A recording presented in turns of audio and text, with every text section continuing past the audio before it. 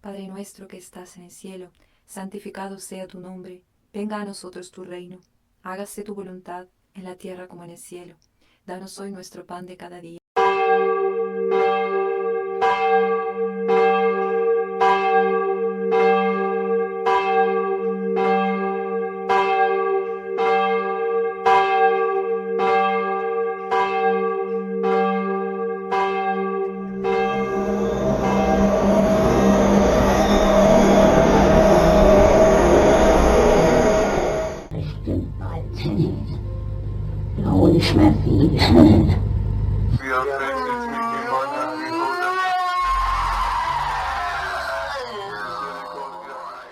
Gritos, corpos se contorcendo, vozes que não parecem humanas, padres segurando crucifixos, línguas estranhas e um olhar vazio, como se ninguém mais estivesse ali dentro.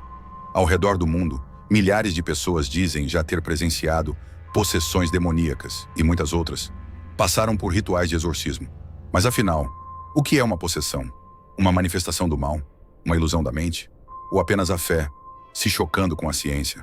O exorcismo é um ritual presente em diversas religiões, mas ficou conhecido principalmente através do cristianismo.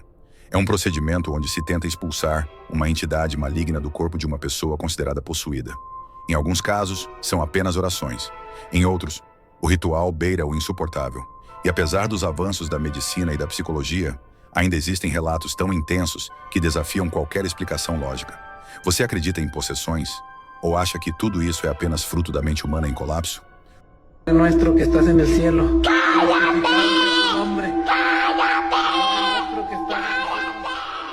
O caso que você vai ver hoje é considerado um dos mais controversos e perturbadores da história. Uma jovem que dizia carregar o inferno dentro de si e cujos gritos ainda ecoam até hoje. Você tem certeza que não acredita em possessão? Ouça isso.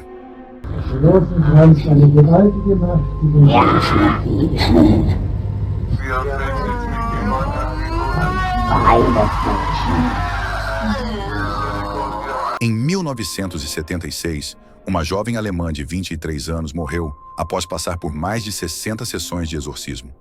Ela pesava 30 quilos, tinha os joelhos destruídos de tanto se ajoelhar e dizia que estava possuída por 6 entidades demoníacas. Os padres que participaram do ritual gravaram tudo. A ciência diz que ela sofria de epilepsia do lobo temporal, uma condição que pode provocar alucinações, visões religiosas e até vozes. Mas, quantas vozes você ouviu no áudio que te mostrei? E como explicar uma garota frágil falando com um tom de voz que nem parecia humano? E por que da intolerância a objetos religiosos? Em cada gravação, a presença é tão forte que muitos que ouviram disseram sentir algo estranho. Um peso, um arrepio, uma sensação de que algo ali não era deste mundo. Ela dizia que o inferno não era um lugar, era algo que ela já carregava dentro dela. E você? Tem certeza que não acredita em nada disso? Neste vídeo, eu vou te contar tudo sobre o caso Anneliese Michel, o qual foi inspiração para diversos filmes e séries de terror.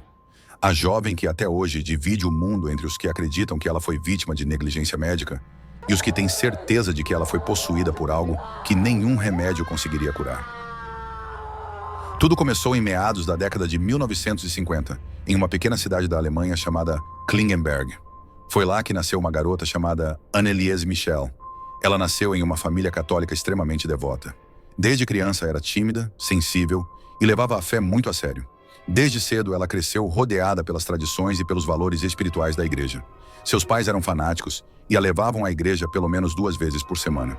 Apesar dessa intensa educação religiosa, Anneliese cresceu como qualquer outra menina, frequentando a escola e vivendo sua infância normalmente, sem sinais do inferno que mais tarde se aproximaria de sua vida. Aos 16 anos, Anneliese teve sua primeira crise. Ela perdeu os sentidos por alguns minutos na escola e ao acordar ela disse que algo havia tomado o corpo dela. Mais tarde, naquela mesma noite, ela acordou seus pais de madrugada dizendo que sentia um grande peso em seu corpo e relatando que havia feito xixi na cama. No começo, nem neurologistas nem outros médicos conseguiam identificar o problema, mas à medida que os episódios se tornaram mais frequentes, com convulsões, vozes e comportamentos estranhos, os médicos finalmente diagnosticaram epilepsia do lobo temporal. Mesmo com o diagnóstico e os medicamentos, os sintomas não pararam. Na verdade, tudo piorou. Annelise começou a relatar visões com rostos demoníacos, a ouvir vozes que amaldiçoavam e a sentir cheiro de enxofre, um odor que na tradição cristã está relacionado com a presença do diabo.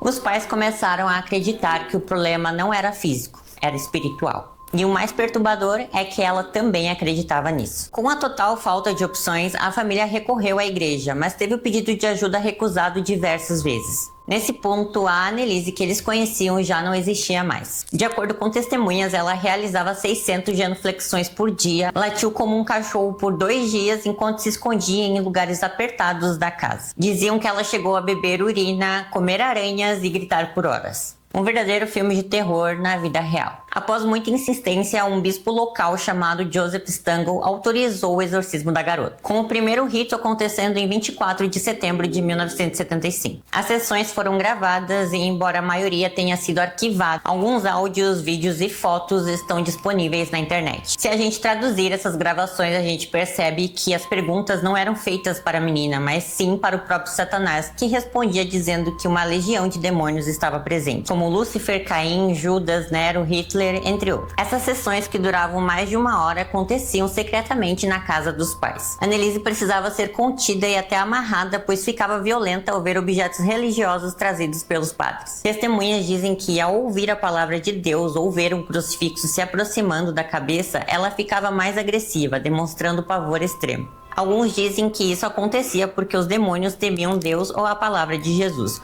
Outros afirmam que o medo era fruto de traumas de infância causados por seus pais. As fitas registram horas de gritos, gorgolejos e rosnados desumanos, cada entidade se manifestando sobre os horrores do inferno. Annelise ainda dizia que os padres não tinham poder sobre ela, chamando-os de falsos diante da palavra de Deus. O suposto demônio admitia ser submissa ao Criador e afirmava que o inferno continuava forte. Ele também dizia que as pessoas ignoravam a palavra de Deus, algo que era bom para ele. Ele também criticava os humanos, dizendo que as pessoas eram estúpidas como porcos porque acreditavam que tudo acabava com a morte. Falava sobre morrer para espionar os jovens rebeldes e também denunciava a igreja moderna. Apesar de ter os joelhos destruídos por ajoelhar-se constantemente, ela continuava a se mexer e sacudir, ignorando a dor. Os medicamentos não funcionavam e nem mesmo os exorcismos produziam efeito. Os padres Ernest Alt e Arnold Hens assumiram o caso, acreditando que Annelise estava sendo usada como hospedeira para 6 entidades demoníacas. Ao longo de quase 1 ano, ela passou por mais de 67 ritos católicos. Em 1º de julho de 1976, Annelise Michel morreu. Ela estava desnutrida, desidratada e pesando um pouco mais de 30 quilos. O laudo médico apontou a falta de alimentação como a causa da morte, mas os padres afirmavam que finalmente o espírito maligno havia deixado o corpo dela. O corpo apresentava ossos fraturados, feridas abertas e sinais claros de pneumonia avançada. Os pais de Annelise, junto com os padres, foram levados a julgamento, acusados de homicídio por negligência. A defesa insistia que ela estava possuída, que a medicina havia falhado, que era uma guerra espiritual, não uma doença. Em 1978, todos foram considerados culpados. A sentença foi 6 meses de prisão com pena suspensa e 3 anos em liberdade condicional, ou seja, eles não cumpriram prisão efetiva. Eles ficaram livres durante todo o período e, ao final, não tiveram que ir para a cadeia. O túmulo de Annelise Michel se tornou ponto de peregrinação. Alguns a consideram mártir, outros uma vítima da ignorância. Durante os exorcismos, ela relatou ter tido um sonho com a Virgem Maria, oferecendo-lhe a escolha: ser libertada do sofrimento ou continuar o seu martírio para provar que o mundo espiritual e as ações demoníacas realmente existem. Ela escolheu o segundo caminho. E assim, entre o horror, fé e controvérsias, sua história permanece um verdadeiro filme de terror na vida real.